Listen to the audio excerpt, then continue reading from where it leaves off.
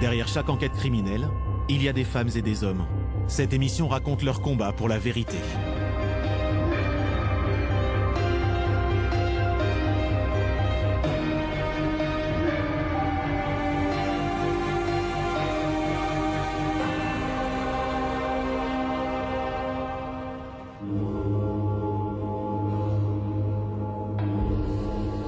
En octobre 2005, dans un petit village tranquille au cœur du Beaujolais, le corps d'une jeune fille est retrouvé chez elle dans une mare de sang. Marine Boisserand avait 20 ans. Le mystère autour de sa mort a plongé sa famille dans le doute et l'effroi. Depuis ce jour, son père a fait le serment de découvrir la vérité. Je m'appelle Éric Boisserand. J'ai 52 ans à l'époque des faits et j'en ai 71 maintenant. Mon métier, c'était visiteur médical dans l'industrie pharmaceutique. J'étais itinérant, moi. Je faisais en moyenne 100 à 200 km par jour, donc pour aller voir des médecins à droite, à gauche. Mais le 11 octobre 2005, en rentrant du travail, la vie de ce père de famille bascule dans l'horreur. Et après, je suis rentré à la maison. Une journée tout à fait normale, hein. De l'extérieur, rien de présagé. Il y a la voiture de Marine. Et il y avait une partie des volets qui étaient fermés parce qu'elle regardait la télévision. Il y avait la télévision allumée. Et en fait, elle était derrière le sofa. Et là, je trouve Marine allongée de tout son long dans une mare de sang. Je hurle. Et j'appelle tout de suite le médecin pour savoir s'il y a quelque chose à faire. C'était le 11 octobre 2005, à 17h.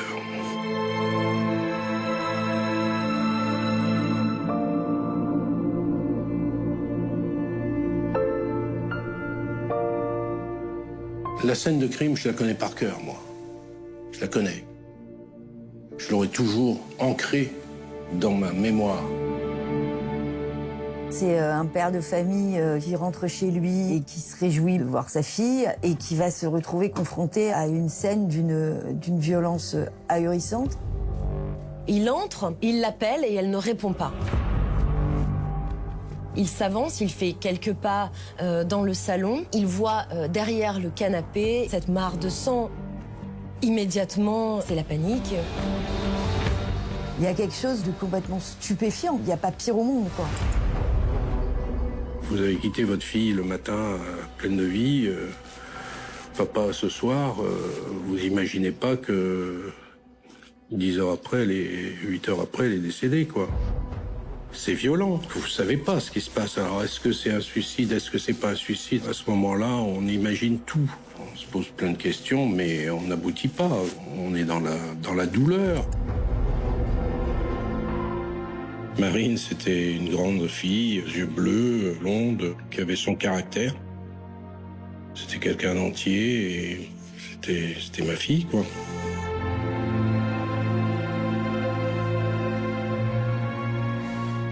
Alors, où elle est, ma fille? Ma grande fille, elle est là. Elle a fait de la danse quand elle était toute petite. Après, elle a fait du tennis. C'était la compétition du village, hein. C'était un bon enfant. Il sourit toujours. Elle n'aimait pas les conflits. Elle avait horreur de ça. J'en ai une où elle boude. De temps en temps, elle boudait un peu. C'était marrant. Là, on était en Corse. C'est le fou rire avec son frère. Fou rire dans le bateau. Elle aimait bien ses études. C'était un peu difficile. Elle avait un peu peur de ne pas y arriver, mais on était là pour l'encourager. Quelques minutes après avoir été appelé chez les Boisserand, le médecin constate le décès de Marine. J'étais dehors, par terre, en me disant que c'est pas possible, ça peut pas arriver. Puis fait la preuve, ça arrive. Le capitaine des pompiers appelle la gendarmerie. Et après, vous êtes plus chez vous. C'est terminé. Tout le monde rentre, sort, c'est une fourmilière. Les gendarmes locaux découvrent une scène effroyable. La violence de l'agression ne fait aucun doute. La mort est intervenue dans des conditions très particulières. 12 coups de couteau ont été portés à Marine. Des coups de couteau qui ont été repartis sur le haut du corps pour la plupart. Et un coup important qui a été donné sur la tête. On imagine une agression qui a débuté en face à face, avec Marine qui a peut-être dû se retourner parce qu'elle a aussi reçu des coups.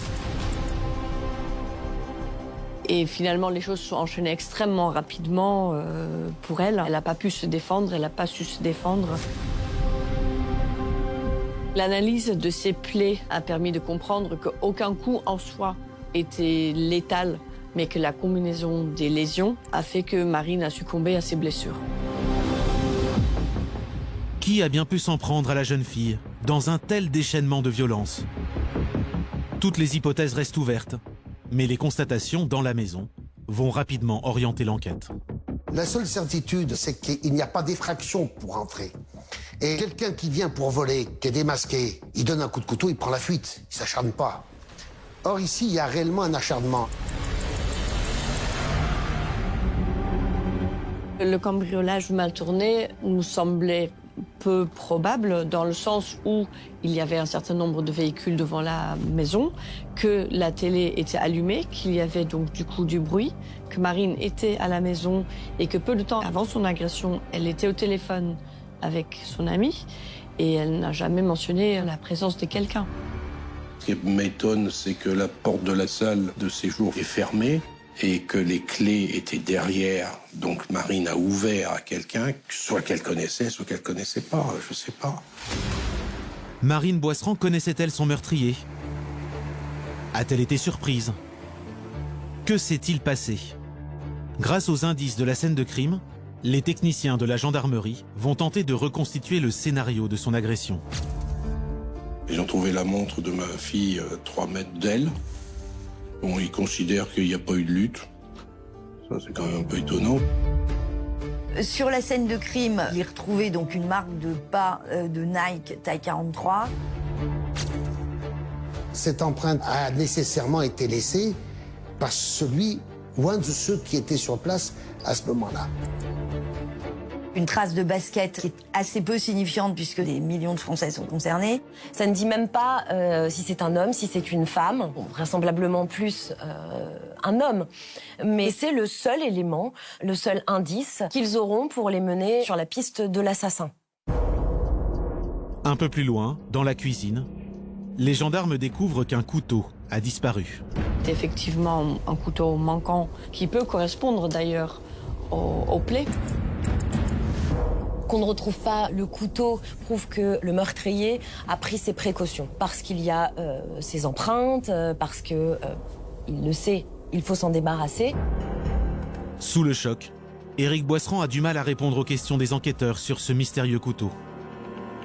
Maintenant, est-ce qu'on l'a pas perdu? Est-ce qu'il était sur la table de la salle à manger? Bon, j'en sais rien. Et les gendarmes n'en savent rien non plus. Les recherches vont se concentrer sur un autre détail intrigant. Le téléphone fixe de la maison a disparu et le portable dont Marine ne se sépare jamais reste introuvable. Probablement, les téléphones ont été enlevés pour ne pas qu'elle puisse dénoncer qui l'a fait ou pour éviter qu'elle appelle à l'aide. Et le téléphone fixe, sûrement parce qu'il l'a touché, arraché à la victime. Et puis, dans le portable, y avait-il la trace de quelque chose de compromettant pour lui? Rapidement, les enquêteurs concentrent leurs investigations sur le portable de Marine, avant qu'il ne cesse d'émettre. Le téléphone sonnait, a sonné pendant des heures, pendant des jours. Le premier bornage, il avait plus de 5 km². Le deuxième bornage, 1 km². C'est énorme, énorme.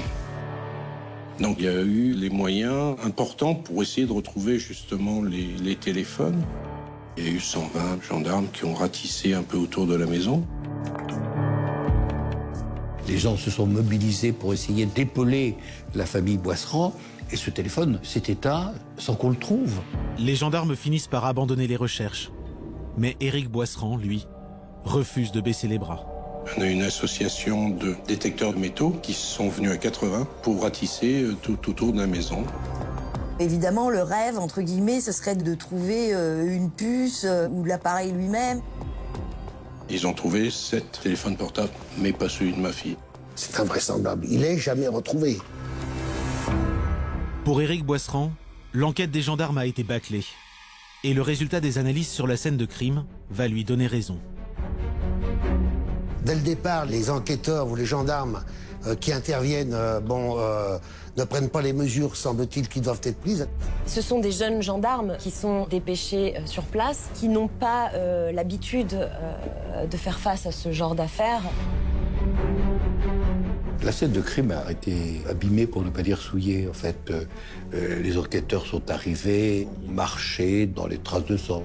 Ils n'ont pas eu la méticulosité et la prudence qui s'imposent en pareilles circonstances.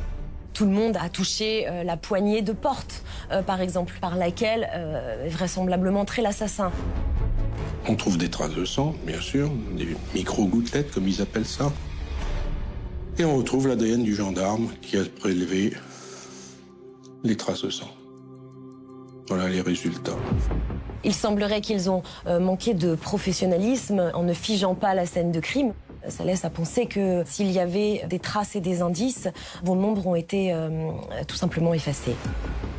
Évidemment, cette scène de crime ne sera plus jamais réexaminable. Donc ce qui est perdu, c'est perdu à jamais. Et malheureusement, quand une affaire démarre mal, surtout de cette nature-là, eh bien bon, après c'est difficile à rattraper. Il y a beaucoup de mystères. Je pense que c'est ça qui est aberrant pour la famille aussi, quoi. C'est qu'il y ait des indices qui ne parlent pas. Ils ont beaucoup bossé, je les en remercie, mais en attendant, on n'a rien, quoi. Alors que l'enquête semble au point mort, un témoin inattendu va se manifester. Le garagiste de la famille dit avoir reçu en plein après-midi un appel de Marine. Elle appelle à l'aide et elle tombe sur le premier numéro de son agenda. Et malheureusement, le premier numéro de son agenda, c'est un garagiste du coin.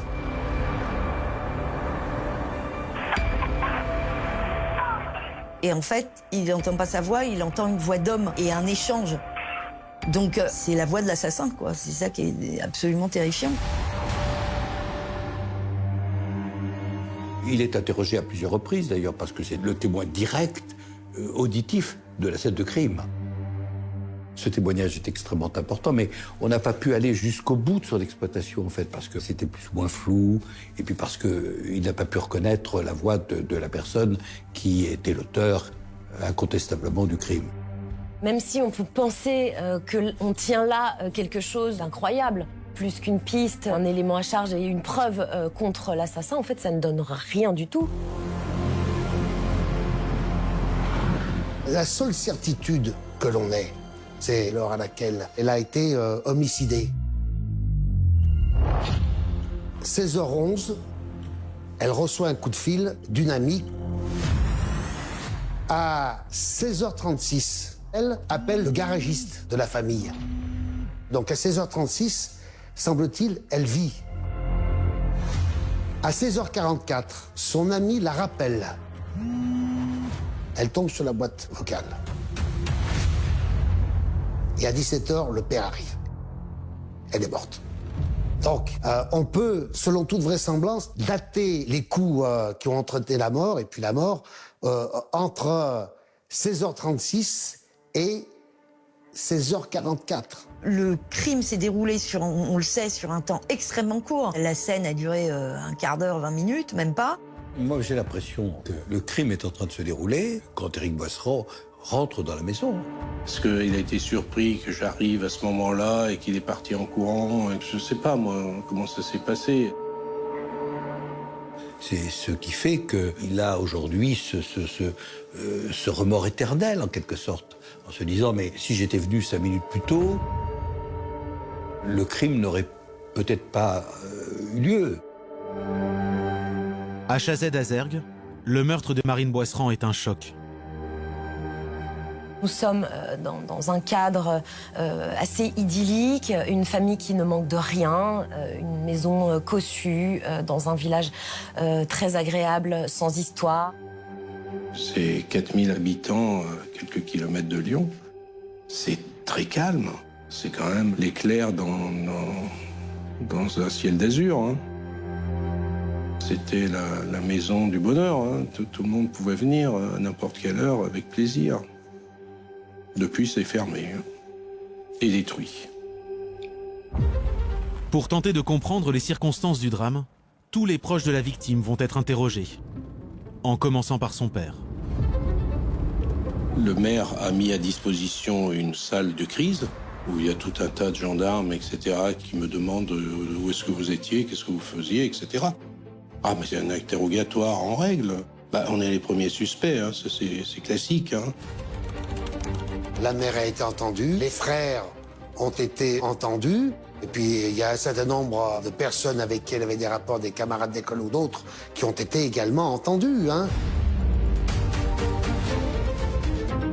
L'analyse de la vie intime et amicale de Marine a permis de découvrir une fille qui n'avait pas forcément fait état de menaces ou d'autres inquiétudes. Les gendarmes, en fait, vont faire plus de 3000 auditions et ils vont évidemment chercher avec qui il y a eu des petites accroches. On sait que la grande majorité des crimes sont commis par des proches. On pense naturellement à l'entourage sentimental. C'est pour ça qu'il y a eu des recherches en direction de son ancien compagnon. Ludovic est un garçon sans histoire. Il a des études de base sympathiques. Il va faire du sport. Il aime certains magazines, la vidéo. Il vit à Villefranche-sur-Saône. Ludovic et Marine se sont rencontrés au lycée professionnel de Villefranche. En classe, ils se sont rapprochés, puis sont tombés amoureux. La relation a duré quelques mois. Lui a beaucoup investi cette relation. Elle, je pense, pendant un temps aussi. Et qu'ils ont eu des rapports intimes qui ont fait que cette relation, elle s'est solidifiée, quoi. Ludovic et Marine, c'est un peu un amour d'adolescence. Et en fait, Marine a 20 ans, elle devient plus mûre, etc. Et elle a envie d'avoir une épaule un petit peu sur laquelle se reposer. Et Ludovic, c'est pas forcément le candidat idéal. Marine a dit un jour, clap de fin. Donc ça, c'est compliqué à gérer. Elle l'a laissé tomber de manière brutale, dit-il, et qu'il l'a pas accepté. Il lui a envoyé une rose qu'elle a acceptée en lui disant qu'elle aurait préféré une rose blanche. Il a tout fait pour la reconquérir, et elle n'était pas du tout dans cette dynamique-là. Elle lui parlait mal, elle l'envoyait balader, etc. Donc il y avait de l'humiliation. Il faisait le coupable parfait. Crime passionnel, tous les ingrédients ont été réunis pour qu'il soit dans le collimateur. Après son audition à la mairie, le jeune homme de 22 ans est convoqué à la gendarmerie et placé en garde à vue. Ils vont le cuisiner pendant de nombreuses heures. Les gendarmes essayent de le faire passer aux aveux et Ludovic ne dit pas grand-chose. Ce jeune homme est quelqu'un de très discret, un peu taiseux. C'est quelqu'un de calme, très calme, qui paraît presque trop calme pour les enquêteurs. On lui a reproché en disant, mais monsieur, vous êtes innocent, mais vous êtes mou pour crier votre innocence, quoi. Vous n'êtes pas en colère de dire que vous êtes innocent. Et il a accepté la situation. Ludovic a été entendu longuement. On lui a dit, monsieur, vous l'avez tué parce qu'elle vous a quitté, quoi. Et il dit, mais attendez, une rupture, elle est brutale, on souffre, mais ça vaut pas une vie, quoi. Voilà, c'est ce qu'il disait. Et puis, qu'est-ce que vous voulez dire de plus? C'est d'une sincérité absolue et d'un bon sens absolu. Marine, elle a jamais parlé de violence, elle a jamais évoqué des tensions le défaut entre guillemets de Ludovic, c'est plus d'être trop secret, trop incertain que d'être quelqu'un de déterminé et brutal, quoi. C'est un garçon paisible, c'est un garçon qui n'est pas violent, c'est un garçon qui a intégré. Il est à milieu de ce genre d'affaires. Ni le parquet de Villefranche, ni le juge d'instruction de Villefranche, ni les services de police n'avaient en réalité d'éléments suffisamment consistants pour le mettre en examen et l'incarcérer. Sans preuve ni aveu, Ludovic est remis en liberté. Les gendarmes ne l'ont pas écarté de la liste des suspects, mais ils vont désormais concentrer leurs investigations sur une autre piste qui les intrigue depuis le début de l'enquête. Les premiers soupçons sont tout de suite mis sur un lieu d'hébergement non loin de la maison, avec donc des personnes en voie de réinsertion. Pour eux, il y a un lien de cause à effet. Géographiquement, c'est dans le même lieu, donc ils les ont tout de suite dans le viseur, quoi. Donc on a passé au crible l'emploi du temps de tous les pensionnaires et une piste est apparue. Il semblait qu'une personne avait un trou dans son emploi du temps, donc on l'a soupçonné. Dans la chambre d'un des résidents de ce centre, il y a une paire de baskets Nike. Et lorsqu'ils vont interroger ce monsieur, Emmanuel, il va tout de suite évoquer des couteaux et le fait qu'il aime les grandes femmes blondes. Et 3 jours plus tard, alors qu'ils veulent le réentendre,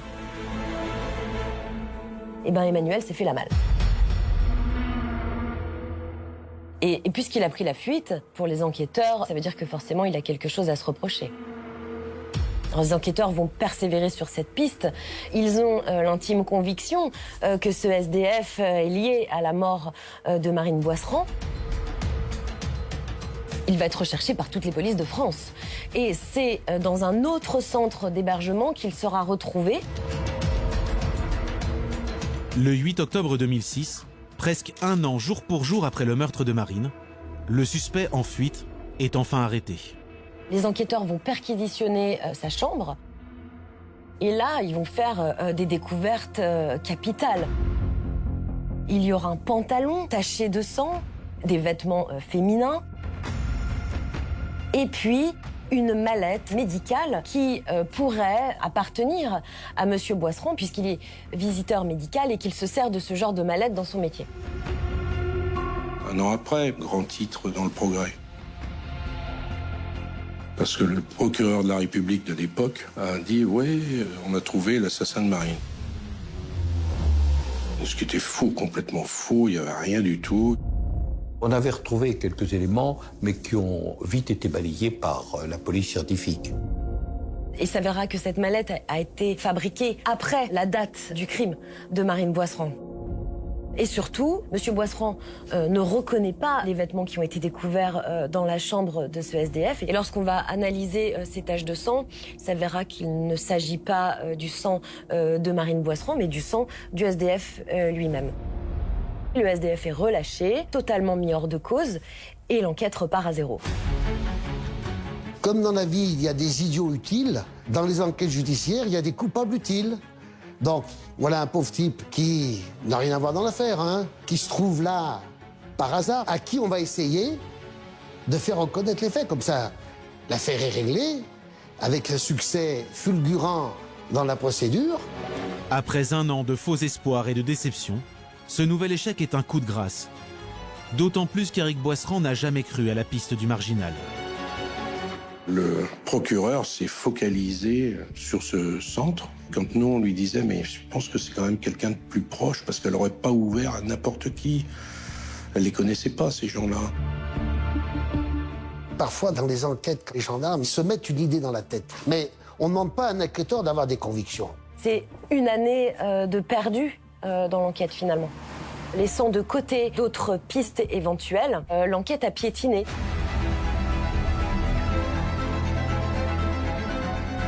Le temps qui passe est évidemment insupportable et surtout, les familles ne sont pas tenues au courant minute par minute des avancées de l'enquête. Pour des raisons évidentes, c'est que les enquêteurs, ils ont besoin évidemment de sérénité pour travailler et de secret. Et ça, c'est complètement contraire au penchant naturel des familles. Pour ne pas rester impuissant face aux désillusions qui s'enchaînent, Éric Boisserand et son avocat décident de mener leur propre enquête. J'ai un avocat qui s'appelle Jean Portejoie. Et il me dit, tiens, j'ai quand même une criminologue qui travaille à la faculté de médecine de Clermont-Ferrand et qui voudrait éventuellement regarder le dossier. Face à la situation qui piétinait quand même un petit peu, il m'a demandé si ça m'intéressait de regarder le dossier, donc avec l'accord de la famille et avec l'accord du juge d'instruction. Ça leur permettra d'avoir un nouveau regard et un avis extérieur sur le crime, mais elle n'intervient pas main dans la main avec les enquêteurs. Les hypothèses qu'elle pourra émettre ne rentreront pas dans la procédure. On a plein d'éléments, on travaille par déduction, en absence donc du coup de preuves matérielles concluantes. L'objectif, c'est de dresser des pistes où on dit qu'est-ce qui peut être exclu, qu'est-ce qui peut être éventuellement retenu et travaillé, et de quoi on est sûr. L'analyse nous montre que c'est probablement une personne qui connaissait les lieux. Donc une personne qui connaissait le fonctionnement de la famille. Probablement c'est une personne qui connaissait Marine déjà quelque temps. Et elle me dit, bon, c'est un homme, droitier, jeune, qui a porté les coups et qui a fait une chose très subite. La forme du passage à l'acte avec un couteau, c'est un passage à l'acte très physique. Souvent, très souvent, c'est passionnel. L'arme blanche est l'arme de la passion. Ça ne peut être qu'un crime passionnel. Sur la base du profil établi par la criminologue, les regards se tournent à nouveau vers Ludovic. Pour Éric Boisserand, des années après la mort de Marine, ce jeune homme reste une énigme.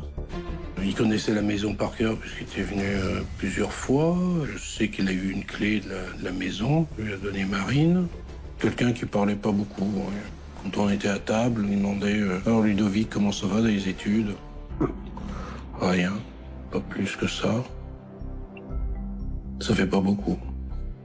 Non, la communication avec lui, c'était difficile. D'ailleurs, Marine s'en plaignait, disant qu'il parlait pas et que c'était très pesant. Comme disait Madame Van der Horst, globalement, une rupture, ça peut entraîner un crime. Hein. Bon, voilà, c'est pour ça que je pense qu'il a été suspecté aussi. Maintenant, il y a une chance pour que ce soit pas lui, on va pas l'incriminer, mais quand même, il y avait des faisceaux d'indices qui faisaient que c'était quand même un suspect intéressant. Il n'est même pas venu à l'enterrement de Marine. Surprenant. C'est son problème. Quand on s'éloigne de la cérémonie, symboliquement, on s'éloigne un peu du chagrin qu'on peut avoir. Et puis quand on est calme à table, il faut se poser la question de savoir si on est calme soi-même ou si les gens avec qui on dîne sont parfois un peu pesants et vous n'osez pas forcément parler parce que l'auditoire il n'est pas favorable. Donc je pense qu'il y a peut-être une alchimie qui ne s'est pas faite. Conscient des soupçons qui pèsent sur lui depuis des mois, Ludovic cherche malgré tout à mener une vie normale.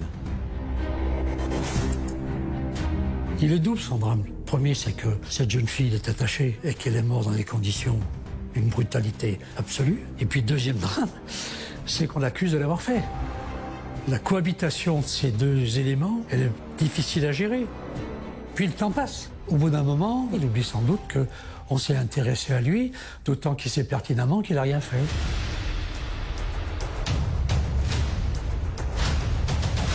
Donc il part, il va à l'étranger. Ce qui est troublant, c'est que Ludovic part très loin à l'autre bout du monde. Ça peut être un signe de culpabilité comme d'innocence. Le départ, c'est aussi un symbole, c'est de mettre des centaines, des milliers de kilomètres entre la scène où les faits se sont passés et puis une autre vie, quoi. Voilà, symboliquement, c'est important. Il est parti comme moniteur de plongée à Djibouti. Après, il est parti en Malaisie. Alors en Malaisie, il n'y a pas d'extradition possible. Hors de portée pour la justice française, Ludovic reste un suspect de premier plan. La piste n'est toujours pas refermée. Mais au mois de juillet 2008, un meurtre sordide va secouer la région et relancer l'enquête. Mandat de recherche délivré le 2 août 2008 par le tribunal de Bourg-en-Bresse. Il s'est arrivé donc à la mairie de Chezay. Un meurtre vient d'être commis dans la région. Les enquêteurs traquent un couple de marginaux. Des avis de recherche sont diffusés partout pour les retrouver. À ce moment-là, tout le monde en parle, c'est dans les journaux, c'est partout. Ils ont tué un petit gamin. C'est affreux, c'est dégueulasse même. Surtout de la façon dont ça s'est passé, c'est par arme blanche, etc. On peut dire que c'est une affaire similaire par rapport à Marine. C'est une piste de plus à exploiter, à rechercher. L'homicide de Valentin, il a beaucoup évidemment marqué la région, puisque c'est un petit garçon qui faisait du vélo dans un village voisin, sans aucun risque. Et il est assassiné avec une immense violence de 40 coups de couteau, sans aucun mobile, par 2 marginaux en errance à travers la France, Stéphane Moitoiret et Noël Ego. Ce couple de vagabonds se déplace un peu partout dans le département et arrive par exemple à Mesnay dans la cure du curé qui a baptisé mes enfants en plus. Et ils retrouvent des fresques d'un peu totalement loufoques après leur passage. Ce Moitaret et sa compagne, le moins qu'on puisse dire, c'est qu'ils étaient des illuminés, mais extrêmement dangereux. Hein. Avant leur arrestation, Chantal, la mère de Stéphane Moitoiret, a assisté impuissante à la dérive du couple. Il pouvait être hébergé chez des gens, et beaucoup les presbytères ou des salles de fête. Voilà. Il ne fréquentait pas d'autres personnes. C'était un monde à deux. C'était leur petit monde à deux, avec une partie dans la réalité et une autre autrement. Stéphane Moitoiret et Noëlla Ego, ce sont des personnages criminels un peu à part. Ils se sentent investis d'une mission divine, ils se sont fait leur propre croyance. Stéphane Moitoiret, lorsqu'il sera inculpé pour le meurtre du petit Valentin, expliquera que c'est son double, un certain Belbar, qui l'a guidé, qui l'a forcé à tuer de nombreux coups de couteau ce petit garçon, et que c'est un double qu'il ne maîtrise pas.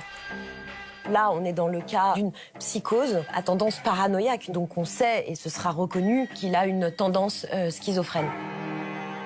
Sachant qu'ils sont déjà rentrés dans le collimateur de la justice, immédiatement, ils ont rapproché les 2 crimes sans mobile en se disant, bon, est-ce que c'est une piste? Et lorsque Stéphane Moitoiret sera placé en garde à vue pour le meurtre de Marine Boisserand, il parlera à nouveau de ce double maléfique de Belbar. Il dira, bah ça c'est encore un coup de Belbar. Donc, est-ce que pour Stéphane Moitoiret, c'est sa façon d'avouer le crime de Marine Boisserand? Pendant des jours, les enquêteurs vont tenter de retrouver un indice susceptible de relier Stéphane Moitoiret au meurtre de Marine Boisserand. On ne retrouvera aucun élément matériel, ni sur lui, ni lors des perquisitions qui ont été menées, notamment chez la mère de Stéphane Moitoiret. Et moi, j'avais dit tout de suite qu'il n'avait rien à voir dans cette affaire-là. Hein. On était sûrs et certaines. Et puis j'ai dit ce qui est arrivé pour l'affaire du petit Valentin. Ça faisait 1 mois qu'il allait mal, il était irritable. C'est ça qui a déclenché une crise, un passage à l'acte. Voilà. Et tandis qu'avant, il n'y avait pas du tout de problème comme ça. Et en plus, Stéphane, il est gaucher. Et la personne qui a commis les faits est un droitier. L'enquête va pourtant se concentrer sur la piste du couple meurtrier. Stéphane Moitoiret et Noëlla Ego ont-ils tué Marine Boisserand? Étaient-ils à Chazet-Azergues le 11 octobre 2005? À ce moment-là, les gendarmes du coin sont venus pour essayer d'enquêter et de savoir s'ils étaient dans les parages. Et ça n'a pas abouti. Et puis plus rien après. Donc piste écartée. Ils sont mis hors de cause pour la mort de Marine Boisserand.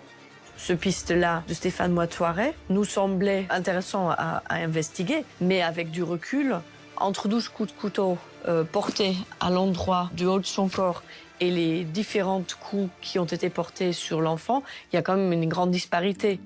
C'est pas du tout le même type de victime. Et chez Marine, on sent une violence contre la femme qu'elle est. Je pense qu'il y avait un mobile sexuel et qu'il y a eu quelque chose qui a mal tourné. Après avoir vécu pendant des années au rythme des désillusions, la famille de Marine se déchire. Ses parents se séparent. Ça a tout détruit, tout a éclaté. Ma femme, enfin, ex-femme, je pourrais dire maintenant, elle souffre, moi je souffre, et c'est l'horreur. Je respecte sa souffrance, je peux pas lui imposer la mienne. C'est pesant, c'est pesant. Noël, vous croyez que c'était la fête de Marine? Noël, c'était Marine qui organisait tout, parce qu'elle aimait ça, et puis qu'on aimait qu'elle fasse ça. Bon, Noël, maintenant, j'en ai rien à faire. Ça fait 20 ans, j'en ai rien à foutre. En 2009, Éric Boisserand quitte tout et part vivre sur son bateau. La mer m'apaise.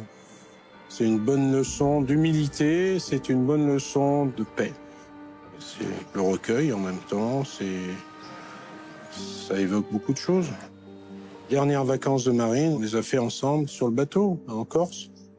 La dernière image, c'est son sourire sur la plage de Porto Vec. Elle sortait de l'eau et était heureuse et nous étions heureux. C'était le bonheur. Et après, c'était une catastrophe. Après, c'est fini. Le bonheur, je sais pas ce que c'est maintenant. Je m'interdis d'être heureux. C'est ça qui est terrible. Et tout ça à cause d'une saloperie qui a fait un acte, à mon avis, irréfléchi et qui a des conséquences impensables.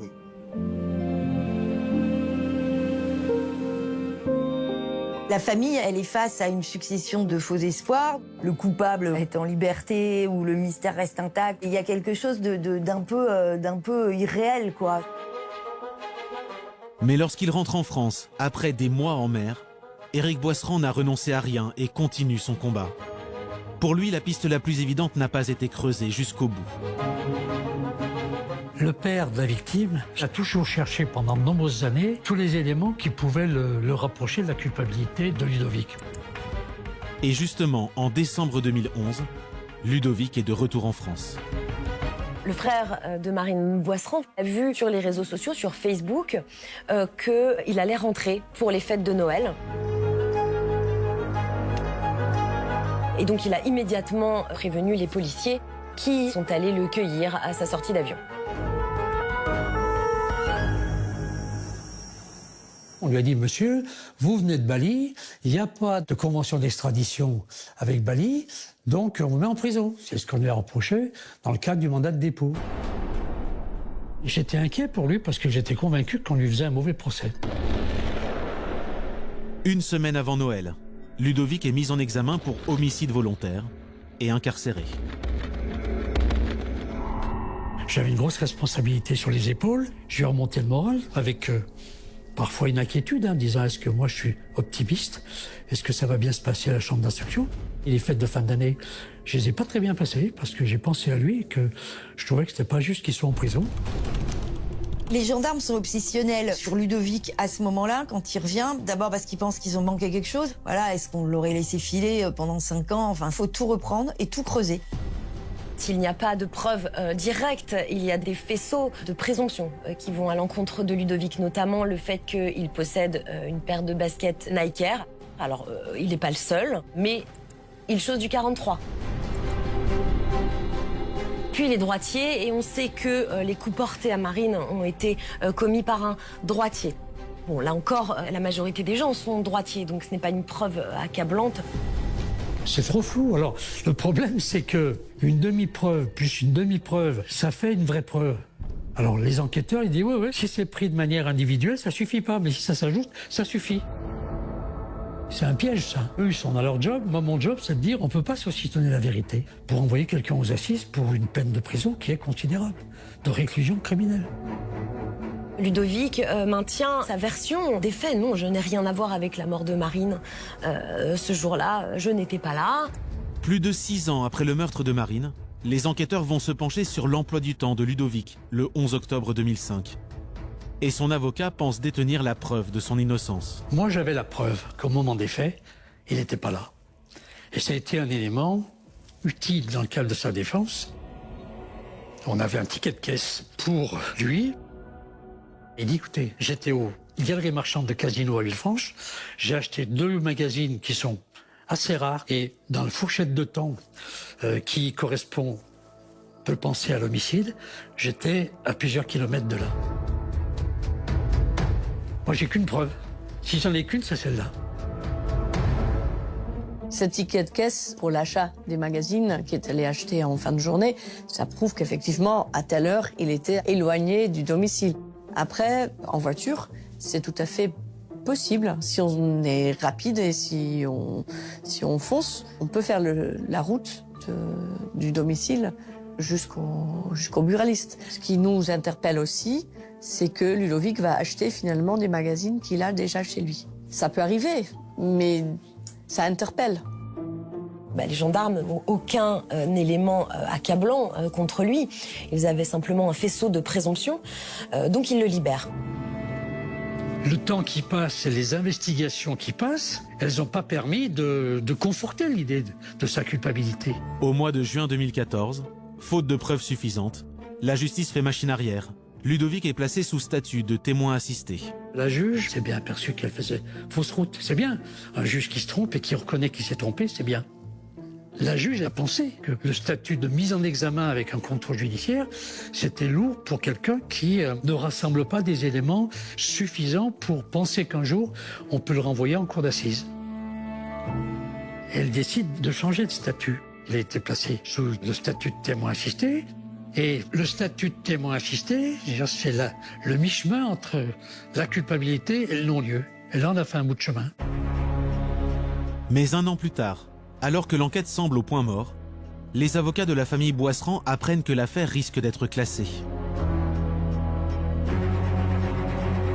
En 2015, alors que le dossier avait été transféré de Villefranche à Lyon, un jour, je reçois une ordonnance du juge d'instruction qui était saisi à Lyon de cette affaire et qui ordonne la destruction des scellés. On ne détruit pas les scellés quand il y a une enquête en cours. J'ai immédiatement fait appel de cette ordonnance, parce que si en plus on fait disparaître les scellés, qui sont peut-être les derniers éléments qui nous permettront d'ouvrir définitivement une porte et d'arriver à un procès d'assises, c'est même plus la peine d'en parler, quoi, voilà. Donc j'ai sauvé les scellés. Heureusement, les scellés ont été conservés, ce qui permet d'espérer ad vitam aeternam quasiment qu'un ADN va être découvert. C'est-à-dire qu'au fur et à mesure que les techniques progressent, un ADN qui n'a pas été découvert à un moment peut l'être 10 ans plus tard ou 5 ans plus tard. Tout, à mon sens, n'a pas encore été fait en ce qui concerne l'extraction de l'ADN. Pour que la justice n'oublie pas le meurtre de sa fille, pour que son assassin soit un jour identifié et puni, le père de Marine refuse de baisser les bras. Éric Boisserand a été, depuis le départ, le moteur, l'impulseur. Dans une affaire comme celle-là, si le père, la mère, les proches baissent les bras, il n'y a plus de procès. Ah, mais je suis très combattant, hein. Ouh là là, j'ai un genou en terre, pas deux. J'ai toujours dit ça. Chaque fois qu'on m'interviewe, j'ai un genou à terre, j'en ai pas deux. Jusqu'au bout, j'irai, je ne les lâcherai pas. Pour une famille qui est confrontée à un cold case, les médias, c'est vraiment la clé de l'avenir et du succès. Parce que c'est la seule chose qui entretient une espèce de pression sur les magistrats comme sur les enquêteurs. La médiatisation de cette affaire est absolument fondamentale. La médiatisation permet de remuer une affaire, de la faire revivre, de faire en sorte qu'elle ne soit pas enterrée, qu'elle ne soit pas oubliée. En 2020, après avoir lu un article dans la presse locale, un témoin va soudain se manifester et relancer contre toute attente la piste Moitoiret. 15 ans après, il y a une dame qui s'est présentée en disant « mais je les ai vus ». Ce couple à Morancé, juste à côté.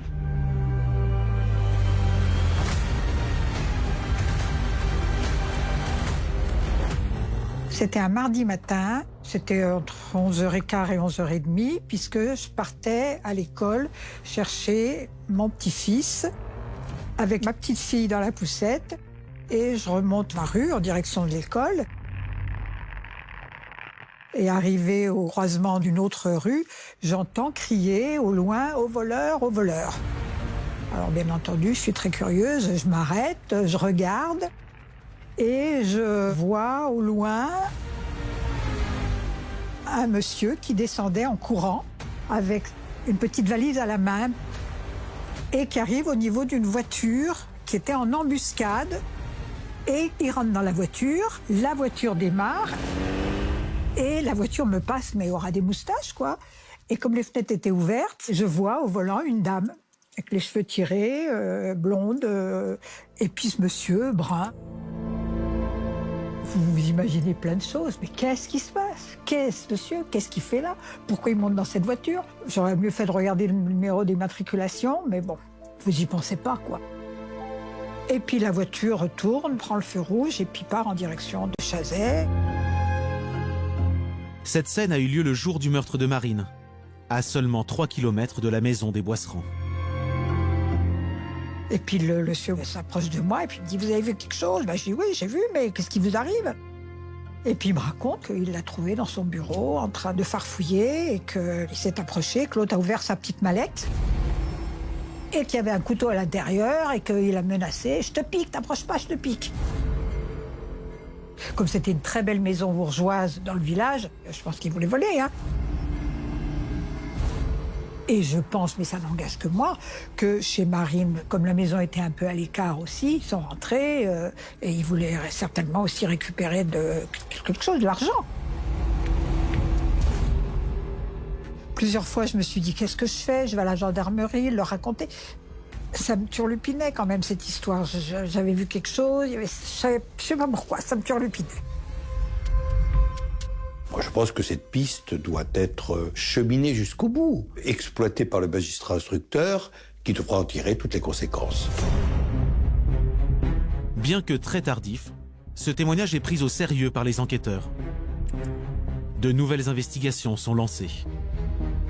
Les responsables de l'Office central, naturellement, ont essayé de vérifier, de contrôler la fiabilité de cette déclaration. Et il s'avère que c'est tout à fait fiable.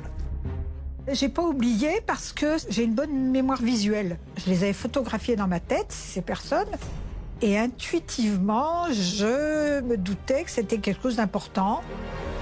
C'est eux, je suis sûre que c'est eux. Je sais pas comment on fait pour reconnaître Noëlla au volant en ayant des lunettes noires. Ça peut être n'importe quelle blonde. Et c'était impossible qu'ils aient une voiture, puisque de 2004 à 2006, ils étaient avec leur vélo et beaucoup de bagages. Alors ils passaient pas inaperçus. Et quand ils sortaient, ils emmenaient toujours leur vélo et leurs bagages. Leur mode de vie n'avait rien à voir avec la normalité de tout le monde. Ça tient pas debout, c'est impossible. Les enquêteurs ont pensé que les Moitaret avaient un parcours criminel, que leur itinérance les aurait fait stopper à cet endroit-là, ce qui m'apparaît invraisemblable parce que la maison est relativement isolée, puisque à partir de la route nationale, il faut quand même prendre un chemin et parcourir 100 ou 150 mètres. Il y a des haies de bois, etc. Donc il faut savoir que la maison est là. Celui qui ne connaît pas n'a aucune raison de s'introduire dans le chemin, quoi, voilà. Rien ne démontre qu'au moment des faits, ils aient été sur site. Et pour tous ceux qui connaissent Stéphane Moitoiret, le meurtre de Marine Boisserand ne lui ressemble pas. Ça aurait été lui, déjà il y aurait eu des traces. Hein. Parce que lui, c'est pas lui qui sera amusé à effacer les traces et emmener les téléphones et puis savoir refermer la porte. Non, non. Quelqu'un qui est dans une situation de démence et qui est plus maître de lui-même à ce moment-là n'est pas aussi méticuleux et ne pensera pas forcément à prendre le téléphone portable, le fixe, plus un couteau, de quitter dans un temps extrêmement court les lieux. Et Marine n'aurait pas ouvert à des gens qu'elle ne connaissait pas. Donc ça rend totalement invraisemblable le rapport entre les Moitaret et puis Marine. Je comprends qu'on enquête, on est obligé d'enquêter. On ne peut pas faire autrement. J'espère qu'on va s'apercevoir qu'on fait fausse route et qu'on va creuser vers le vrai coupable. Cette piste, on ne peut jamais l'exclure. Mais il y a tellement d'éléments qui contredisent aussi finalement cette hypothèse. Ce dossier, c'est en quelque sorte le règne de l'incertitude, le règne des portes qui ont été ouvertes, mais dont la plupart n'ont jamais été refermées.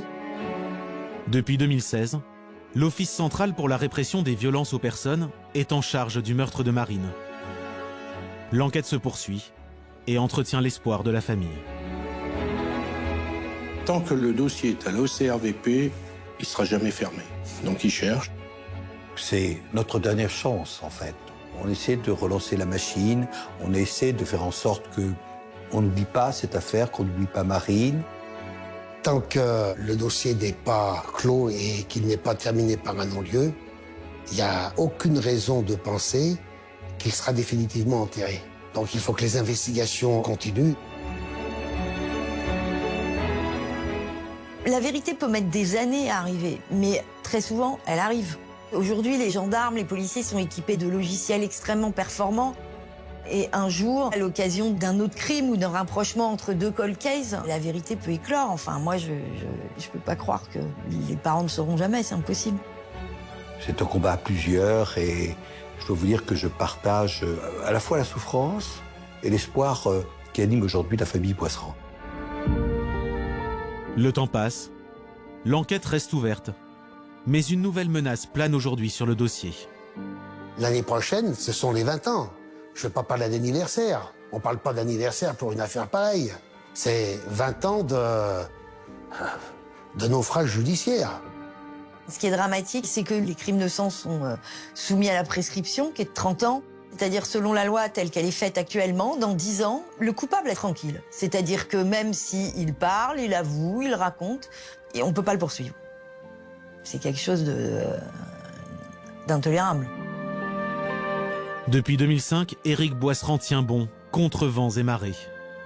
Les errements de l'enquête, les impasses et les fausses pistes ne viendront jamais à bout de sa détermination. C'est un battant. Et il m'a dit, à maintes reprises, jamais, jamais je n'abandonnerai ce combat. Jamais.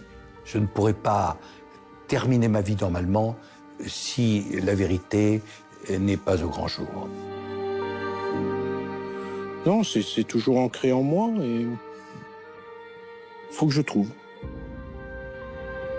Je veux savoir qu'est-ce qui s'est passé. Je veux savoir la vérité, c'est tout.